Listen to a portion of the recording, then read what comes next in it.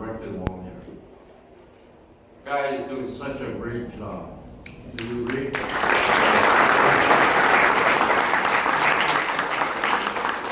With his busy schedule, I understand that, are you going to be here all night?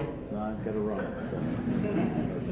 He renders class to the celebration, you know. And one thing I would like to mention, if you look at your program, Kava needs to understand and learn that keynote speaker, it only run 10 minutes. See, a keynote speaker in my mind means at least 45 minutes. You know, I don't understand. They should have said key. But, okay, I'm going to try to stay within the 10 minutes. First of all, let me congratulate Kava. 20 years ago, Daniel Phil reminded me that we were sitting together, and I mentioned that the Koreans have not gotten together to form a organization of Korean lawyers. And he's the guy that instituted this, and I really appreciate it. Daniel.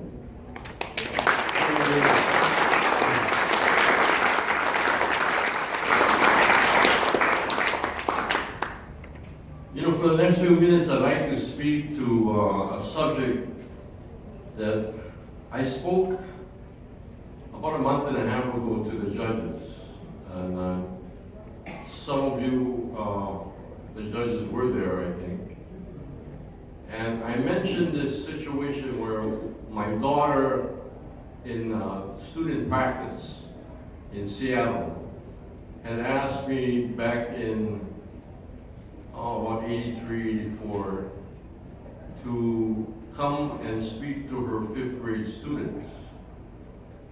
And please bring your black robe. So I took my black robe out to Seattle, Washington, went to the school, and I selected, she helped me, the most quiet youngster, shy, in the class. And he came up, I put the robe on, I sat him on a high chair, and I asked him to say a few words. And he spoke, and he spoke, and he spoke, and he spoke. And my gosh, his teacher, my daughter, was so wondrous about why was he, and then I explained to her later, I said, you know, the black robe syndrome acts in 2 ways. Sometimes, and you have to understand what I'm talking about. Status. Give a person status like a high school diploma, a college degree, a law school degree, a judge's robe, you know, the black robe syndrome. It's somewhat of a disease if they act in a negative way. It is not normal that status will help a person be a better person. Sometimes it happens. And that's what we talked about at the judges' session. That when you put the robe on, people stand up for you when you come into court. Right? And you don't have to yell and scream and bounce off the ceilings and demean a person like Judge Judy on TV to make yourself heard and known. You can whisper, and they gotta listen to you. They come to court to understand what you say. Lawyers too. You have status. You don't have to be boisterous and arrogant. You can speak because they want to hear what you have to say. The judge wants to hear what you have to say. If anybody makes noise in the courtroom and they can't hear you, the judge will quiet them down. So I have a couple of little stories I would like to tell you about this character trait. The first boss I ever had after I came out from law school was Chief Judge Martin Pence. He was the chief of the United States District Court of the state of Hawaii, and he was a small, diminutive Haole guy from Kansas. I went to school in Iowa, so we hit it off right away. He came in 1930s as an insurance adjuster from USC. He had graduated and received his law degree. And he came here and learned, he was an avid hunter, learned that the Big Island was a place to go for him because he was a hunter. And so for a few years he worked here as an insurance adjuster and then went over to the Big Island, where he decided that he would run for the prosecutor's office, then the corp counsel, corporation counsel. And he won both seats. And in that year, when he ran for office, the first office he ran for, he was the only Democrat running for office. It was loaded with Republicans. And he, being a Haole, and in the Big Island in those days, the voters, number-wise, were immigrants. Japanese, Chinese, Koreans, the Portuguese, the Filipinos. And so he, with his King's English, decided he would have to learn the local language, Pidgin English. So he was intent on learning. He did learn. He went from camp to camp to camp to try to get support. He made it. As a Democrat, he made it. Where the Republicans the wave was just strong, too strong. He was the only Democrat that won in that election. He became a state judge, territorial judge, state judge, federal judge. And then when I worked for him, he was the chief judge.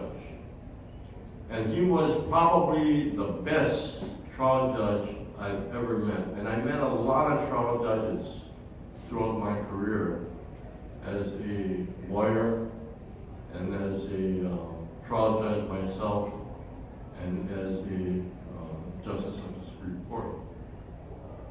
He was the best settlement judge that there ever was. And he had command of his court, and he was humble. He was not arrogant. You know, he did not have to yell. He had a loud voice, but he did not have to yell. And people would pay attention to when he said something. All during my career, whenever I made a move, I would talk to him and he would guide me. He was my mentor.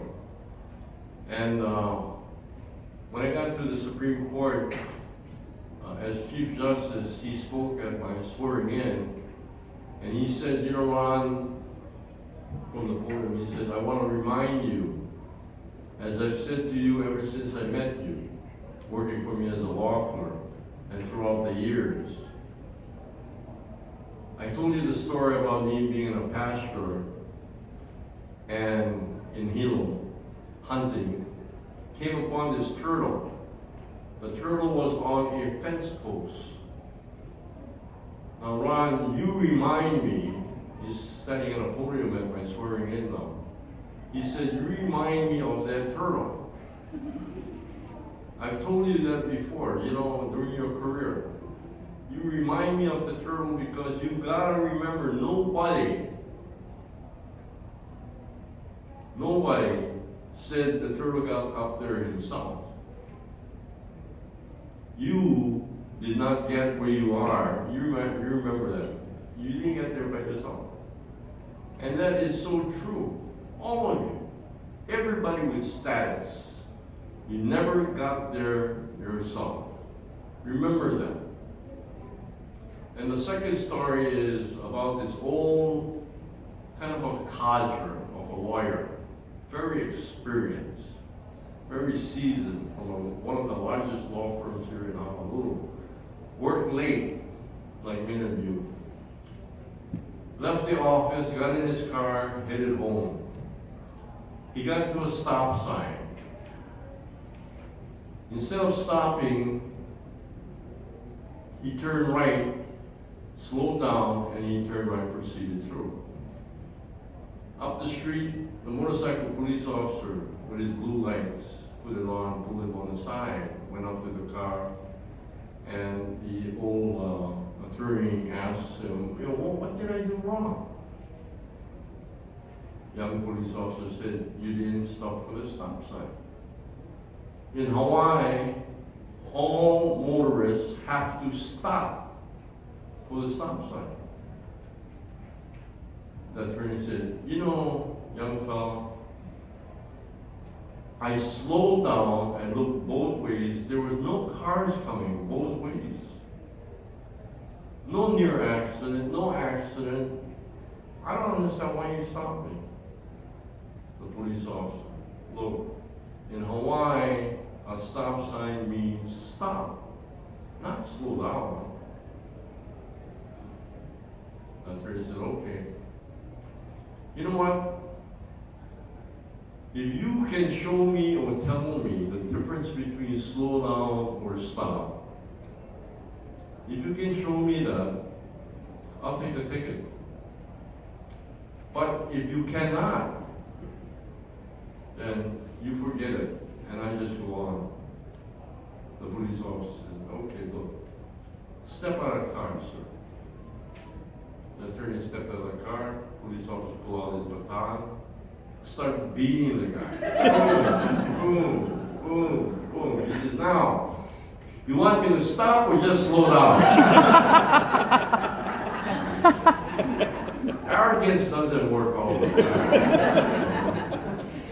So that's the only message I wanted to send to you today. You folks have a great deal of status.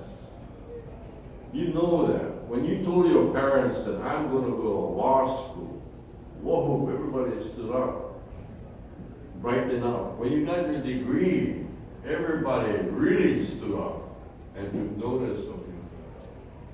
Well, that is well and good. You've accomplished a lot. Congratulations. But now, you know where the attorneys sit on the rung of the ladder in terms of different professions. They're on the bottom. They are on the bottom. Ever since I came home from law school, I would keep track. So many years, how did they do in this statistic, this study? The first one was used car salespeople. They were last. Used car salespeople were above them. And then it was the news people, then the politicians. But we were always last. You have to understand, why do people think we're so greedy that we'll do anything to win a case? Why? Few rotten apples really spoil the whole bunch. And you folks have to make up for it. One more thing I wanted to mention is judicial independence. The judges stand alone.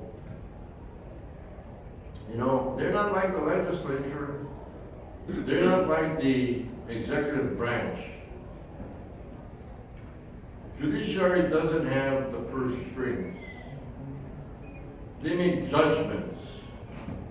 Judgments now, if a person is found guilty, the executive branch imposes the sentence to make sure the sentence is carried. Without the executive branch, if they don't want to do it, the judges have no clout.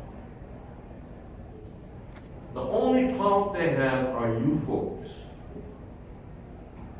They don't have lobbyists. In essence, they don't have people to really back them up whenever there are criticisms against them. Whenever a judge makes a decision, the judge makes a decision because of what the judge really believes. The judge is not supposed to take into consideration any outside influence. That's why a lot of times, for example, in criminal cases, there's a sentence. It comes out in a paper. People shake their heads. The judge was too soft. He or she should have given them the life sentence, or 17 life sentences, whatever. But none of the people that read the newspaper sat in the courtroom and listened to the case and understood the background of this particular person that was convicted. And the judge had the pre-sentence report to understand what this person was like throughout his life. And was it necessary to send him to prison? Sometimes yes, sometimes no. Sometimes probation is what it's called for. But see, the newspaper has the tendency to create the opinion of people depending how the story is written. That's not the way to judge it. The judge sits there all the time. Today I am flattered. I am so pleased. I am elated that CABA has decided to give the Ronald T.Y. Moon Jurisprudence Award to my fellow Koreans. Judges An, former, and Chang. And I work for Wan Bei Senior and also Wan Bei Junior. Both very much alike, no nonsense judges, And C.J. Rectenwald was correct, very accurate in terms of these two judges really put in a lot of productive time and effort and sweat in producing the judgments and process the cases that came before them. Big cases. Big cases. Ladies and gentlemen, thank you very much for asking me to be here. Kaba, thank you so much. And thank you for the award in my name.